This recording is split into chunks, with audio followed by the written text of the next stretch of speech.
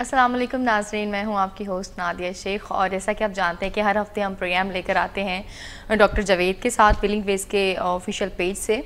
Doctor साहब इस वक्त मेरे साथ मौजूद हैं, हम उनको वेलकम कहते हैं। अस्सलाम वालेकुम डॉक्टर साहब। वालेकुम अस्सलाम। कैसे हैं डॉक्टर साहब आप? मैं फ़ाइन हूँ, आप सुनाएं। मैं भी ठीक हूँ। डॉक्टर साहब, आज का हमारा टॉपिक जो है वो बड़ा सेंसिटिव है, जैसे अभी आपने मुझे थोड़ी देर पहले हम डिस्कस कर रहे थे उस बारे में, उस हवाले से। डायबिटीज़ के पेशेंट्स के लिए जब वो बीमार होते हैं, सिक डे मैनेजमेंट के हवाले से हम बात करेंगे। उसमें डिफरेंट लोगों के बारे में हम बात करेंगे, बड़ों के बारे में, बच्चों के बारे में, ख़वातीन के बारे में। तो मेरा ख़्याल है हम आगाज़ करते हैं। तो बताइए कि सिक डे मैनेजमेंट डायबिटीज़ के पेशेंट्स को किस तरह से करनी चाहिए। अब चॉइस आप पे है कि आप पहले किस किस्म के पेशेंट्स के बारे में बात करेंगे। सिक डे से जो मुराद हमारी क्या है, बेसिकली पहले ये मैं एक्सप्लेन करना चाहूँगा कि सवाल बड़ा अच्छा आपका ये, और बहुत अच्छा हमने टॉपिक सेलेक्ट किया आज के लिए कि जब पेशेंट ये वो ट्रीटमेंट ले रहे हैं डायबिटीज़ की, वेदर टाइप 1 है, टाइप 2 है, इंसुलिन ले रहे हैं या गोलियाँ ले रहे हैं या डाइट के साथ मैं नहीं कर रहे अपनी डायबिटीज़ को, तो सिक डे का मतलब होता है कि अब जैसे आजकल मौसम है, आजकल किस चीज़ का मौसम ज़्यादा, आजकल खांसी नज़ला बीमारी ज़्यादा हो रही है, अगर बारिश ना हो, खांसी नज़ला जुकाम का है, इसी तरह लोगों को निमोनिया की शिकायत भी हो सकती है। तो आजकल जो सिक डे है वो एक तरह से इस तरह से है कि जैसे कोई नज़ला जुकाम हो जाए और प्रॉब्लम हो जाए तो आप उसको सिक डे मैनेजमेंट कहेंगे, यानी उसमें हमने मैनेजमेंट कैसे करनी है। जी जी। हमारे यहाँ आम कॉन्सेप्ट ये है कि जब बच्चा सिक हो जाता है, ख़ास और बच्चों की जब बात करता हूँ, बच्चे जब सिक हो जाते हैं तो खाना पीना छोड़ देते हैं, तो उसके साथ ही उनके जो वालिदैन हैं वो उनका खाना पीना छोड़ने के साथ ही वो इंसुलिन भी बंद कर देते हैं। राइट। कि चूँकि जी बच्चा खा पी नहीं रहा तो अब इंसुलिन देने की क्या ज़रूरत है। इसी तरह कोई बुज़ुर्ग पेशेंट है या कोई मिडल एज पेशेंट है, उसकी फैमिली, उसका खाना पीना भी बंद होता है, साथ ही वो कहते हैं कि चूँकि खाना पीना बंद है तो आजकल गोलियाँ भी बंद कर देते हैं। तो हमने सिक डे मैनेजमेंट के कुछ असूल तय करने हैं, कुछ लोगों को गाइड देनी है कि सिक डेज़ के दौरान कैसे उन्होंने मैनेज करना है। आपको पता है कि जो टाइप 1 की हम पहले बात करते हैं, टाइप 1 का मतलब होता है कि इंसुलिन डिपेंडेंट है बच्चा। एक ऐसा लम्हा भी ऐसा नहीं आना चाहिए जब उसकी बॉडी में इंसुलिन ना जा रही हो। जब भी इंसुलिन जा रही होगी तो उसकी बॉडी का मेटाबॉलिज्म सही होगा जी। तो ये जो प्रॉब्लम आ जाती है, कोई डायरिया हो गया, कोई वॉमिटिंग हो गई, कोई बच्चे को खांसी लग गई है, बच्चा बुखार में मुब्तला है, तो इसके कुछ रूल्स है, कुछ एम्स ऑब्जेक्टिव्स उसकी मैनेजमेंट के। वो एम्स ऑब्जेक्टिव्स क्या है कि आपने एक तो हाइपर ग्लाइसीमिया नहीं होने देना, जिसमें वो हाई ब्लड शुगर लेवल नहीं होने देने। हाई ब्लड शुगर लेवल जब होंगे तो उसके साथ कीटोन्स भी बनना शुरू हो जाएंगे। राइट। एक बात।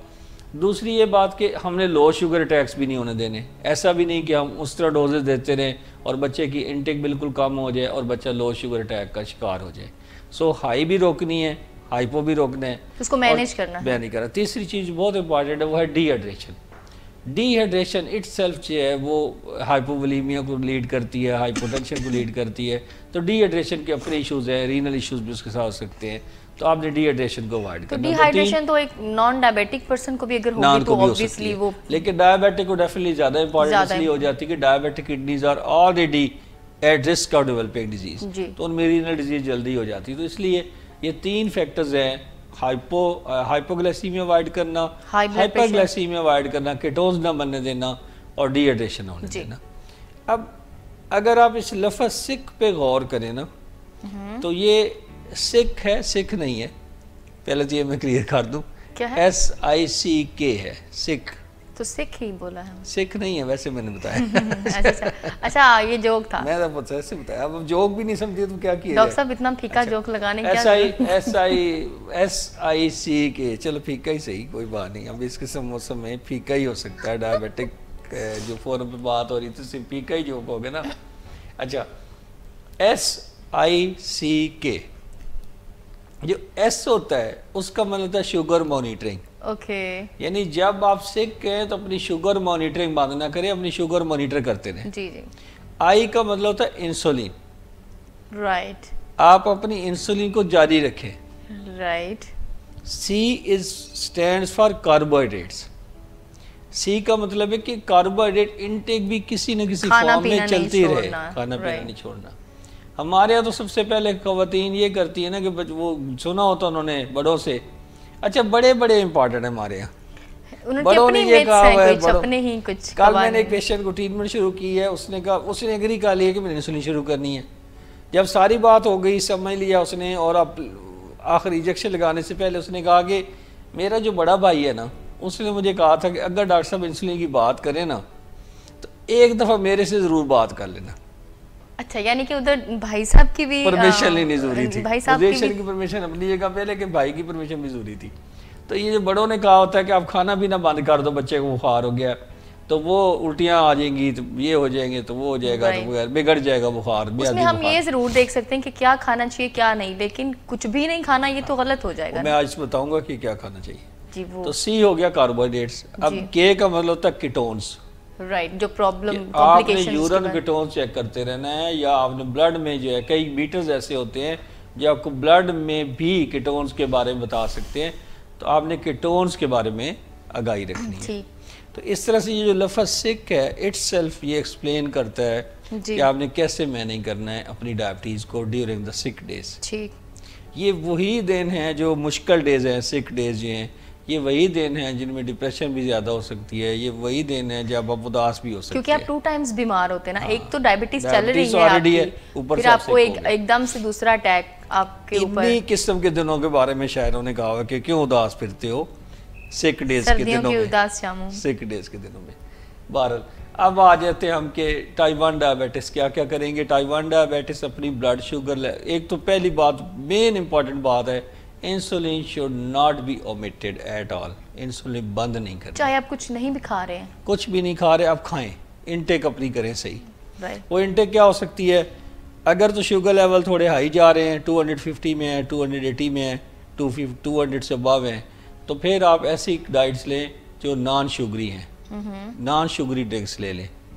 नॉन शुगरी ड्रिंक्स में क्या आता है, डाइट 7 अप वगैरह आ सकते हैं, पानी भी आता है, पानी भी आ जाता है, मिल्क भी आ जाता है, आपके जो मिल्क शेक्स हैं वो आ जाते हैं लिक्विड फॉर्म में, 100 ml पर आवर लेता है, नेचुरल जूसेस भी आ जाते हैं, 100 ml पर आवर के हिसाब से वो इनटेक बच्चा अपनी लेता रहे जी। ये तो ऑब्वियसली लिया जा सकता है, तो ये लिया जा सकता है। तो ये नॉन शुगरी, चूंकि कई दफ़ा सॉलिड इनटेक मुश्किल हुई होती बच्चे के लिए, क्योंकि बुखार की सूरत में आपको मतली कैक की सिचुएशन भी हो सकती है। तो इसमें एक इम्पॉर्टेंट बात ये है कि जब बच्चे को वोमिटिंग हो रही हो तो जो फिजी ड्रिंक्स होती है ना, फिजी ड्रिंक्स कौन सी होती हैं जिनमें ये जो गैस निकलती है, बुलबुलें निकलती है, जैसे कि पेप्सी वगैरह होगी, हाँ, तो ये सारी जो ड्रिंक्स हैं इनको अवॉइड करना चाहिए, ये एसिडिटी और बढ़ा देती है या एक तरह से वोमिटिंग और बढ़ा देती है। राइट। तो बाकी वाली जो चीज़ें हैं, लिक्विड्स हैं, वो लिए जा सकते हैं, सूप भी लिया जा सकता है, इस तरह की चीज़ें। अच्छा, इनटेक इस तरह से अपनी बरकरार रखनी है, और अगर ज़रूरत पड़ जाए तो फिर पेशेंट को एडमिट कर दी जाए, बच्चा वो एडमिट हो जाए और उसको वहाँ पे IV फ्लूइड्स लग जाए। ये वोमिट कब, एडमिशन की सिचुएशन कब आनी है, अगर बच्चे के यूरिन में कीटोन्स आने शुरू हो गए। अगरचे जो इंग्लैंड है, इंग्लैंड के अंदर काफ़ी बड़ा सिस्टम है जिसमें कम्युनिटी नर्सिंग इन्वॉल्वमेंट है, तो वहाँ पे कीटोन्स भी आ जाते हैं, तो नर्सिंग गाइडलाइंस दी होती हैं कि नर्स उसको कैसे मैनेज करेगी, इंसुलिन कैसे मैनेज करेगी। लेकिन हमारे सेटअप में मैं समझता हूँ ये बहुत मुश्किल है कि हमारे लोग इतने एजुकेटेड हों कि कीटोन्स को भी देखें, ब्लड शुगर को भी देखें और साथ इसको मैनेज करें। तो मेरी एडवाइस ये है कि जब बच्चा वो मीटिंग कर रहा हो बहुत ज़्यादा और उसको डिहाइड्रेशन होने का चांस है, तो इसका मतलब कीटोन्स होने के भी चांस हैं, तो अब वो पेशेंट बच्चा अगर उसके सीरम में कीटोन्स आ रहे हैं ग्लूकोमीटर पे, या उसके यूरिन में कीटोन्स आ रहे हैं, तो उसको एडमिट हो जाना चाहिए और उसकी प्रॉपर मैनेजमेंट होनी चाहिए इनसाइड दी हॉस्पिटल। बहुत शुक्रिया सब, ये तो बच्चों के बारे में आपने बता दिया। टाइप 1 डायबिटीज़ के बारे में बात हुई, आपने बहुत अच्छी बात की इस पे डिटेल के साथ, और मुझे उम्मीद है कि सुनने वालों को ज़रूर इसका बेनिफिट भी हुआ होगा। डॉक्टर साहब, अभी टाइप 2 डायबिटीज़ के अंदर ऑब्वियसली जो कि बड़ी उम्र के लोगों की बीमारी है, टीनेजर्स की नहीं है, तो उनमें ये मैनेजमेंट, सिक डे मैनेजमेंट जो आपने बताया, कैसे करनी चाहिए? टाइप 2 डायबिटीज़ के जो लोग हैं वो कुछ लोग होंगे जो डाइट मैनेजमेंट कर रहे होंगे, तो वो तो डाइट मैनेजमेंट ही करते रहेंगे, उसमें कोई इशू कोई नहीं जी। कुछ लोग हैं जो मेटफॉर्मिन नामी, ग्लूकोफेज नामी ड्रग लेते हैं, क्योंकि बड़े तो डिपेंडेंट नहीं होते ना अक्सर, वो तो खुद मतलब, तो ग्लूकोफेज है, मेटफॉर्मिन ले रहे हैं, तो मेटफॉर्मिन को बहरहाल ऐसी इलनेस में जिसमें ब्लड प्रेशर कम होने का खतरा हो, जिसमें डिहाइड्रेशन होने का चांस हो, या जिसमें किडनी की इंजरी होने का चांस हो, उसमें मेटफॉर्मिन को कुछ दिन के लिए होल्ड कर लेना बेहतर है। राइट। ग्लूकोफेज नामी दवाई को छोड़ दें कि उससे वोमिटिंग कई दफ़ा और इनिशिएट हो जाती है। इसके बाद गोलियां आ जाती हैं, डायनिल, डायमिक्रोन, एमरिल, गैट्रल, ये सारी दवाइयाँ जो इंसुलिन बनाने वाली दवाइयाँ हैं, इनकी डोजेज वो ले सकते हैं depending upon their blood sugar levels. थोड़ा बहुत उसमें डोज रिडक्शन भी हो सकती है, कुछ को अनाज भी करनी पड़ेगी वगैरह वगैरह, या कुछ लोगों को इंसुलिन भी लेनी पड़ेगी during the period of illness. Third होते हैं ऐसे पेशेंट जो इंसुलिन पे हैं, इंसुलिन ही ले रहे हैं, तो ऐसे जो किस्म के पेशेंट्स हैं उनको इंसुलिन अपनी जारी रखनी होती है। और एक चीज़ तो हम कॉन्सेप्ट देते हैं तो उसको हम कहते हैं सप्लीमेंटल इंसुलिन। ठीक, यानी अगर उनके ब्लड शुगर लेवल्स हाई हो रहे हैं तो वो extra doses of regular insulin ले लें। जो रेगुलर शॉर्ट एक्टिंग इंसुलिन होती है उसकी कुछ एक्स्ट्रा डोजेज ले लेते हैं, इसको हम कहते हैं सप्लीमेंटल इंसुलिन। ठीक, तो वो एक्स्ट्रा डोजेज से उनका जो हायर लेवल ब्लड शुगर का आ रहा होता है उसको कवर हो जाता है। ऑन दी अदर एंड आपने लो शुगर का भी उसी तरह ख्याल रखना है। अगर लो शुगर हो रही है तो आपने मेडिकेशन में कमी करनी है, आपने उनकी इनटेक पेशेंट की बढ़ानी है। ये इसमें है टाइप 2 के हवाले से। और टाइप 2 पेशेंट्स जब सिक होते हैं तो they are at risk of developing hyperglycemic hyperosmolar state. अच्छा, इसकी एक बड़ी कॉमन एग्जांपल देता हूँ। आपके घर में एक बुजुर्ग पेशेंट है, उसको डायबिटीज़ है टाइप 2, उस पेशेंट को वॉमिटिंग शुरू हो गई, उसको डायरिया शुरू हो गया। वो करीब अपने महल्ले में किसी डॉक्टर के पास गया या डिस्पेंसर के पास गया, उन्होंने ग्लूकोज की ड्रिप लगा दी। अब क्या होगा, blood sugar will go up to 600 milligram. और इस कंडीशन में चूँकि बॉडी की ऑस्मोलैरिटी इतनी बढ़ गई है कि पेशेंट नीम गशी में चला जाएगा। उसको हम कीटोन्स तो नहीं बने, ये वो कीटोन्स इसलिए नहीं बने कि इंसुलिन डिपेंडेंट था ही नहीं पेशेंट, तो वो हाइपरग्लाइसीमिक हाइपरओस्मोलर स्टेट में चला जाएगा। और उस कंडीशन में रीनल फेलियर भी हो सकता है, रीनल प्रॉब्लम भी हो सकता है, और कई कंडीशन मायोकार्ड इन्फार्क्शन, हार्ट अटैक, खतरा जान वाली बात हो गई। तो इसलिए इस किस्म की जो ट्रीटमेंट्स एक्सपीरियंसेस हैं ये करने की बजाय उनको बड़े हॉस्पिटल में, जो टीचिंग हॉस्पिटल्स हैं या डिस्ट्रिक्ट हॉस्पिटल्स हैं, उनमें ही जाना चाहिए और प्रॉपर क्वालिफाइड लोगों के पास जाके अपनी ट्रीटमेंट करानी चाहिए। बहुत शुक्रिया डॉक्टर साहब, गुफ्तगू का सिलसिला हम बिल्कुल जारी रखेंगे। नाज़रीन हमारे साथ रहिएगा, मिलते हैं छोटे से ब्रेक के बाद। बेचैनी, इसका हमें तदारक करना है जी। और दूसरी बात यह है कि हमें सेरोटोनिन को अप रखना है ताकि खुशी भी ऊपर के दर्जे पे रहे, और जोश को भी पूरा रखना है ताकि ज़िंदगी का एहसास बाकी रहे। और शराब चूँकि इन तीनों किस्म के लोगों की ज़रूरत को पूरा करती है, या अगर एक ही बंदे में ये तीनों मामले हों तो इसको भी वो पूरा करती है, तो जो भी इसके चक्कर में फंसता है फिर इसका गर्विदा होकर रह जाता है और फिर कोई बात वो सुनने के लिए तैयार नहीं होता। शराब पीने के बाद जिन लोगों को मसाइल होते हैं, जिनका मेटाबॉलिज्म ख़राब होता है, वो शराब पीने के फ़ौरन बाद नहीं होते, किसी को घंटा 2 घंटे बाद होते हैं, किसी को अगले दिन सुबह जाके वो होते हैं। और उनको फ़ायदा अलग से क्लियर नज़र आता है जब वो शराब पीते हैं, तो उनको वो सब फ़ायदा नज़र आता है, उनकी बेचैनी कम हो जाती है, वो खुशियाँ मनाने लगते हैं और वो लोगों से कनेक्ट करने लगते हैं, और इन्हीं मकासद के लिए लोग शराब पीते हैं। लेकिन कुछ घंटों के बाद उनके अंदर कुछ मनफी हालात पैदा होने शुरू हो जाते हैं। कुछ टॉक्सिन्स हैं जो कि उनके खून में सर्कुलेट करती हैं और उससे उनको एक कोफ्त की सी कैफियत होती है, और इस कोफ्त की कैफियत को ठीक करने के लिए फिर जो करीब तरीन हल होता है वो मज़ीद शराब का इस्तेमाल है। वेलकम बैक नाजरीन, डॉक्टर साहब आपकी रहनुमाई के लिए स्टूडियो में मौजूद हैं। चलते हैं डॉक्टर साहब की तरफ। दूसरा सवाल जो है मैं पूछती हूँ डॉक्टर साहब से। डॉक्टर साहब, थायराइड अवेयरनेस के हवाले से ये मंथ जो है वो उस पर एक्टिविटीज़ चल रही हैं डिफरेंट किस्म की, इस बारे में आपके क्या ख्यालात हैं? थायराइड अवेयरनेस के बारे में कुछ बताइए प्लीज़। थायराइड के हवाले से मैं इम्पॉर्टेंट जो अवेयरनेस आजकल महीना चल रहा है तो उस हवाले से मेरे कुछ मैसेजेस हैं जो मैं शेयर करना चाहूँगा।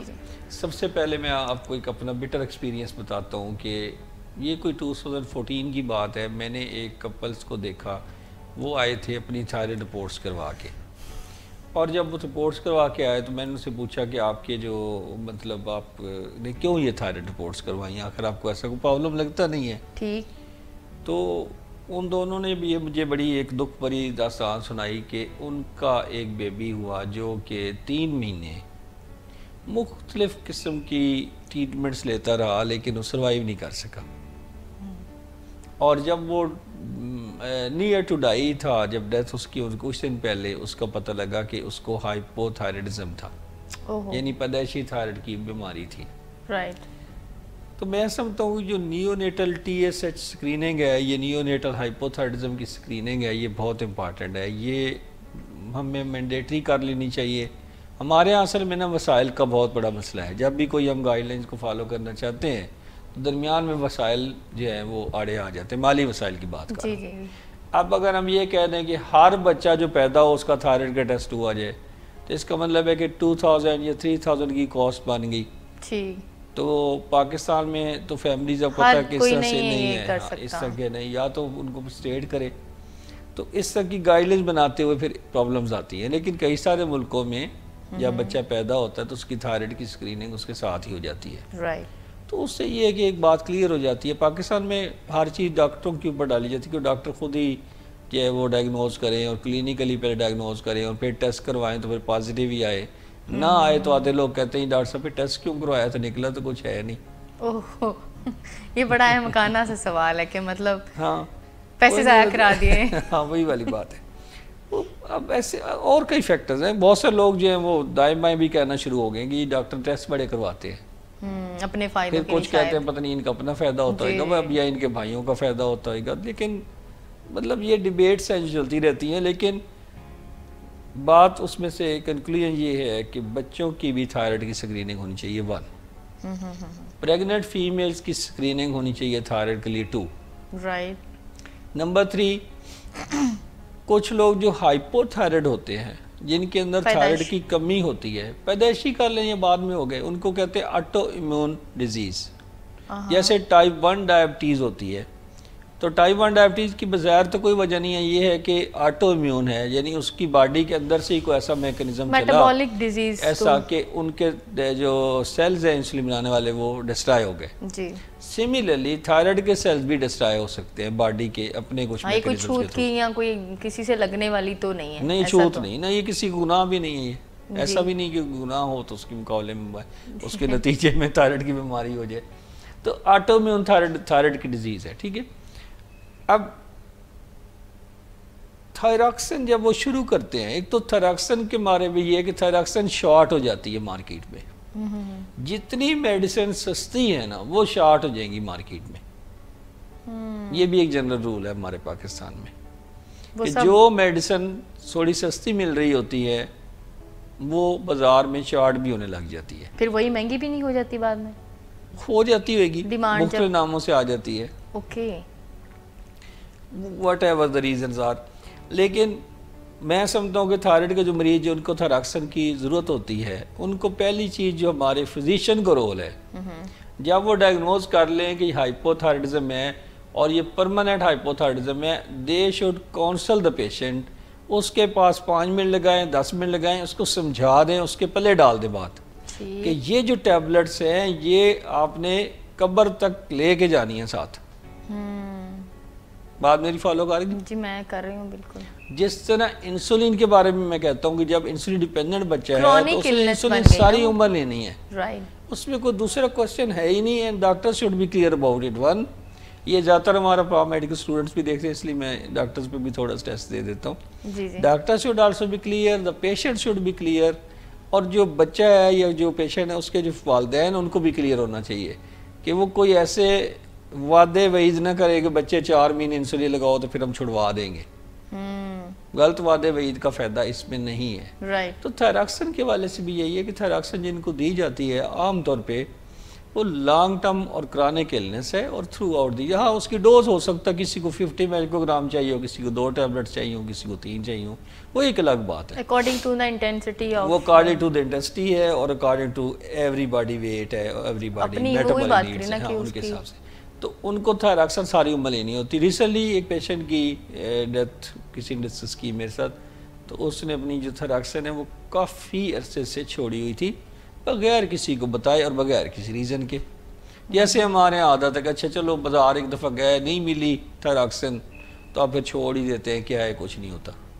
समझिए बात? राइट। तो इसलिए ये थैरक्सिन के बारे में ये है कि जब लेनी है तो फिर सारी उम्र लेनी है, और इकट्ठा स्टॉक ले ले, एक जगह से नहीं मिल रहा दूसरी जगह चले जाए। 4-5 नाम मैं जानता हूँ, मैं बता देता हूँ। थैरक्सिन एक GSK की ब्लू कलर का जो उसका रैपर है वो मिलती थी पहले, GSK की। फिर थायरोनाम एक एबट कंपनी बना रही है, वो हर जगह से मिल रही है। एक इम्पोर्टेड है एल्ट्रोक्सिन, वो भी मिल जाती है। So there are 3-4 different brand जो अवेलेबल हैं। आप थैरक्सिन की शार्टेज का बहाना ना लें जी। शार्टेज इस तरह जरूर हो सकती है कि आप एक स्टोर पे गए, वहाँ से नहीं पड़ी तो उसने कहा शार्ट है, वो भी वक्ती तौर पे हो, वो भी वक्ती तौर पे। आप किसी न किसी अपने बड़े केमिस्ट के साथ रब्ता रखें तो आपको मंगवा देंगे स्टॉक आपको जी। तो ये है कि इतने सेंसिबल फार्मेसीज वाले हैं। अच्छा, तो ये है कि थैरक्सिन सारी उम्र नहीं होती, एक बात ये। दूसरी बात है थायराइड के वाले से कि जिन लोगों का हाइपर थायराइडिज्म होता है, जिनकी ऑपोजिट कहानी है, थैरक्सिन की ज़रूरत नहीं है बल्कि उनकी बॉडी में थैरक्सिन की जाती है, उनको अपने एक रेगुलर फॉलोअप अपने थायराइड फिजिशियन के साथ रखना होता है। वो सरकारी सेटअप में अगर चाहे तो जिना हॉस्पिटल में कर सकते हैं, सर्विसेज हॉस्पिटल में कर सकते हैं, MBO हॉस्पिटल में कर सकते हैं। रिसेंटली अब गंगाराम हॉस्पिटल भी उसमें ऐड हो गया, लाहौर जनरल हॉस्पिटल में भी एक टीम है। तो इस वक्त तकरीबन 5-6 सरकारी हॉस्पिटल जो बड़े हैं उनमें एंडोक्राइन के क्लिनिक्स हैं, वहाँ पे जाके अपनी डोजेज, अपना ट्रीटमेंट सारा एडजस्टमेंट करवा सकते हैं। बात ये है कि when there is a will there is a way. तो जब आपका मूड हो ट्रीटमेंट कराने का तो फिर ट्रीटमेंट का कोई ना कोई ऑप्शन निकल आता है। गुर्बत कभी आड़े नहीं आती ट्रीटमेंट के, ये बात मेरी याद रखें। हम ये नहीं कह सकते कि इस पेशेंट की गुर्बत ज़्यादा थी तो इसलिए थैरक्सिन नहीं मिली। राइट।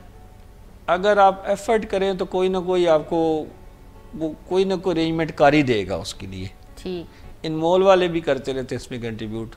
तो कहने का मतलब ये है कि गुर्बत इसमें रीज़न नहीं है, इसमें आपकी नेग्लिजेंस है या अपनी हेल्थ अवेयरनेस है। एग्जैक्टली। इसकी थोड़ी सी जो बात को मैं मज़ीद बात कर लेता हूँ कि क्या हेल्थ का जो यानी हेल्थ कॉशियस होना है ये पैसे से लिंक्ड है?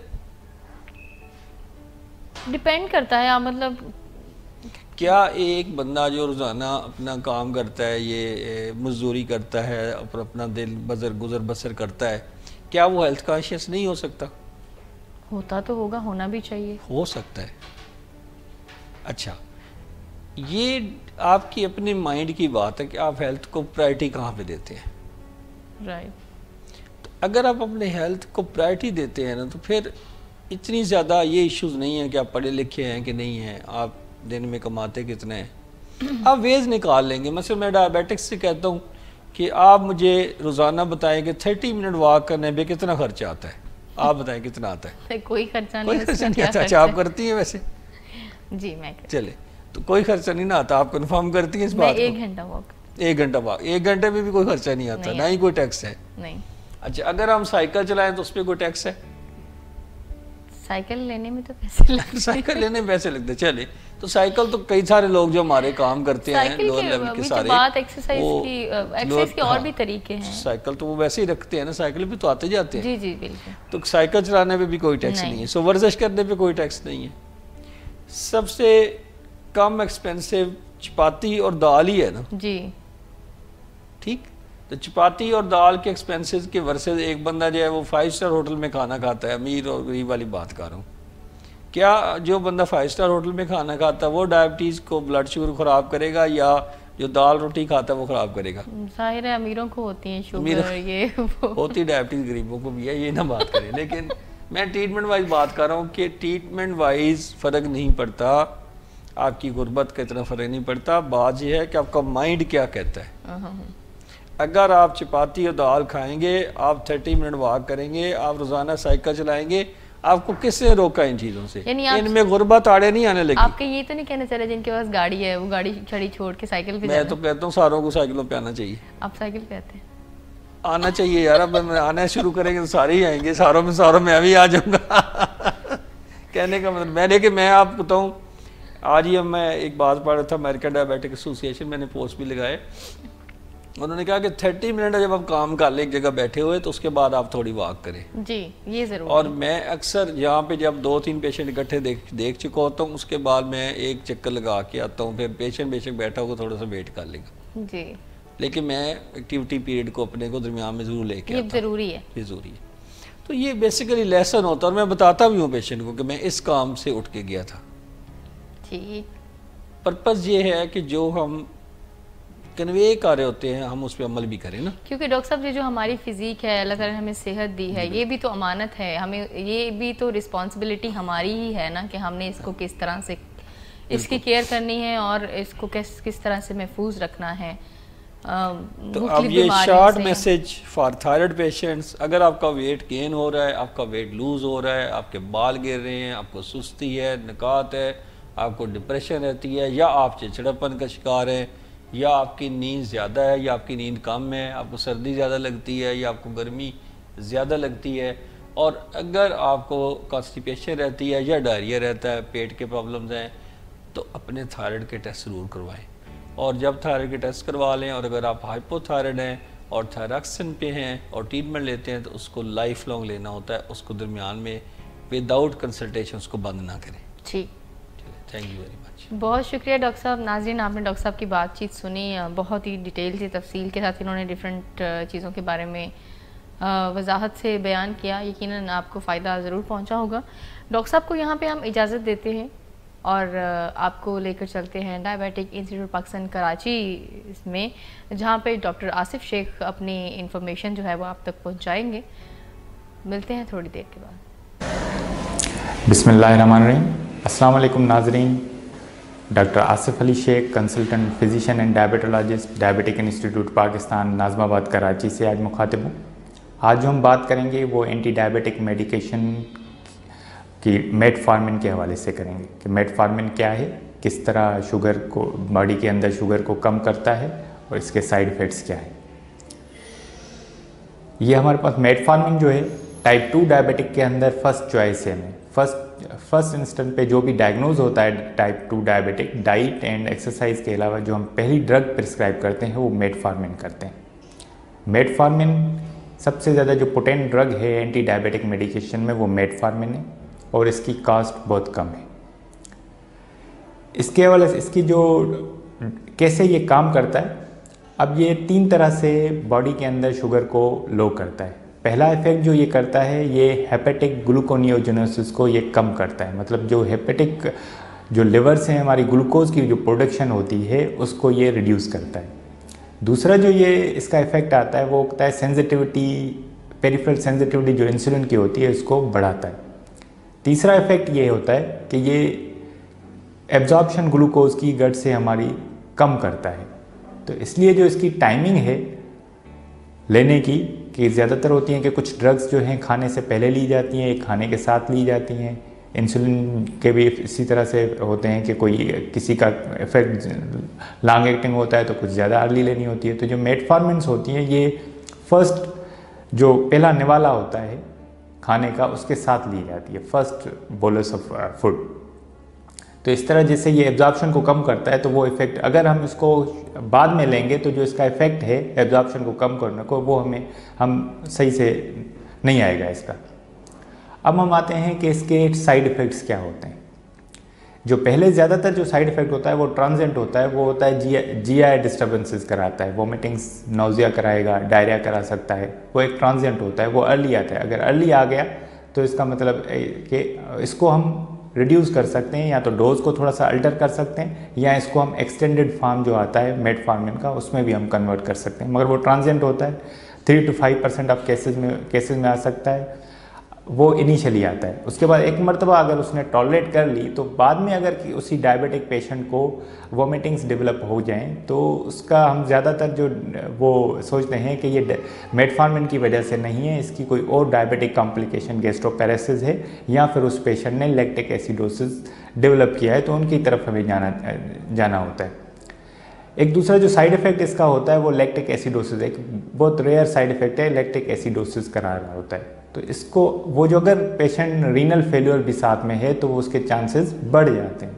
तो अगर किसी भी पेशेंट का जो क्रेटिनिन है फीमेल्स के अंदर 1.5 से ज़्यादा है तो उसमें हम नहीं देते, रिकमेंड करते हैं मेल्स के अंदर, और फीमेल में 1.4 से अगर ज़्यादा है तो इसमें हम रिकमेंड नहीं करते। अगर किसी भी कोई पेशेंट ले रहा है और उसका EGFR जो है वो <30 आता है तो इसको हमें स्टॉप करना होता है। एक और साइड इफ़ेक्ट जो हमें ज़्यादातर आजकल होता है कि डायबिटीज़ की वजह से भी न्यूरोपैथी होती है। अगर जो लॉन्ग टर्म में मेटफॉर्मिन्स ले रहे होते हैं तो उनमें विटामिन B12 की डेफिशिएंसी आ जाती है, डेफिशिएंसी आती है तो उसकी वजह से भी न्यूरोपैथी आती है। तो जो मेटफॉर्मिन लॉन्ग टर्म में पेशेंट ले रहे होते हैं उनका फ्रीक्वेंट B12 लेवल भी होने चाहिए। जो न्यूरोपैथी होती है वो B12 की वजह से भी हो सकती है। अब आते हैं हम B12 की जो डेफिशिएंसी है, जो साइड इफ़ेक्ट इसका आता है मेटफॉर्मिन का, उसको हम प्रिवेंट कैसे कर सकते हैं। उसके लिए क्या होता है कि ये जो मेटफॉर्मिन होता है वो कैल्शियम इंड्यूस B12 की एब्जॉर्प्शन को रिड्यूस करता है। तो अगर हम पेशेंट को, अगर कोई मेटफॉर्मिन ले रहा है तो उसको अगर हम कैल्शियम सप्लीमेंट्स देंगे तो B12 डेफिशिएंसी से हम उस पेशेंट को प्रिवेंट कर सकते हैं। एक दूसरी जो चीज़ है जो मेटफॉर्मिन के हवाले से बहुत ज़रूरी है, वो कोई भी अगर पेशेंट, डायबिटिक पेशेंट, कोई कंट्रास्ट एजेंट जिसमें कोई ज़रूरत पड़ती है, अगर CT स्कैन कंट्रास्ट किसी का है, कोई एंजियोग्राफी कराने जा रहा है, तो वो अपने जो रेडियोलॉजिस्ट है या डॉक्टर है उनको ये ज़रूर बताए कि वो मेटफॉर्मिन ले रहा होता है। क्योंकि अगर पेशेंट को कंट्रास्ट, वो अंडरलाइंग किडनी डिजीज़ है तो उसके कंट्रास्ट रिएक्शंस के चांसेस बढ़ जाते हैं। तो ऐसे पेशेंट को उसमें on the day of contrast infusion की में ये होल्ड करनी चाहिए मेटफॉर्मिन, या एक दिन पहले, और उसको जब रीइंट्रोड्यूस करनी चाहिए वो उसके लिए रीइंट्रोड्यूस करने से पहले उसको क्रेटिनिन लेवल कराना चाहिए। अगर वो स्टेबलाइज हैं तो फिर 24 to 48 आवर्स के बाद मेटफॉर्मिन दोबारा से स्टार्ट की जाती है। अब हम आते हैं इसके डोजेज की तरफ। तो इसका जो मैक्सिमम डोज होता है वो 2.5 ग्राम्स होता है, उससे ज़्यादा एक्सीड नहीं करते हैं। मगर ज़्यादातर देखा यह गया है कि 2 ग्राम से ज़्यादा जो है इसके इफ़ेक्ट्स इतने ज़्यादा अच्छे आते नहीं। ये जो टाइप 2 में तो फर्स्ट चॉइस है। इसके अलावा जो हम इसके यूजेस हैं वो उस पर हम बात करेंगे। जैसे मैंने आपको बताया कि इसकी ये पेरिफेरल रेजिस्टेंस को कम करता है, तो हम ये रिकमेंडेड प्री डायबिटीज़ के अंदर भी, अगर प्री डायबिटिक्स में अगर हम ये देंगे तो उसका जो डायबिटीज़ का जो वो डिले कर देगा, डायबिटीज़ के आनसेट को प्री डायबिटिक्स में ये डिले कर देता है। इसके अलावा जो ये मेडिकेशन, और दूसरा जो इसका एडेड एडवांटेज ये होता है कि ये हाइपोग्लाइसीमिया नहीं कराता। अगर किसी के साथ दूसरी जो इंसुलिन के साथ दी जाए तो फिर चांसेस होते हैं हाइपोग्लाइसीमिया के। अगर इंडिविजुअल हम दे रहे हैं मेटफॉर्मिन तो ये हाइपोग्लाइसीमिया नहीं कराता। और दूसरा वेट के हवाले से, ना तो ये वेट बढ़ाता है ना ये वेट कम करता है। मेटफॉर्मिन जो होता है वेट न्यूट्रल है। तो आज के लिए इतना ही। नेक्स्ट प्रोग्राम हम थर्सडे इंशाल्लाह नए टॉपिक, नए डायबिटीज़ के हवाले से, नए डायबिटिक कोई टॉपिक के साथ हम आएंगे, आपसे बात करेंगे। Thank you. Doctor Asif Shaikh की बातचीत आपने सुनी है। प्रोग्राम का वक्त ख़त्म हो जाता है। अगले हफ्ते आपकी खिदमत में फिर हाजिर होंगे। हमारे साथ रहेगा। अल्लाह हाफ़िज़।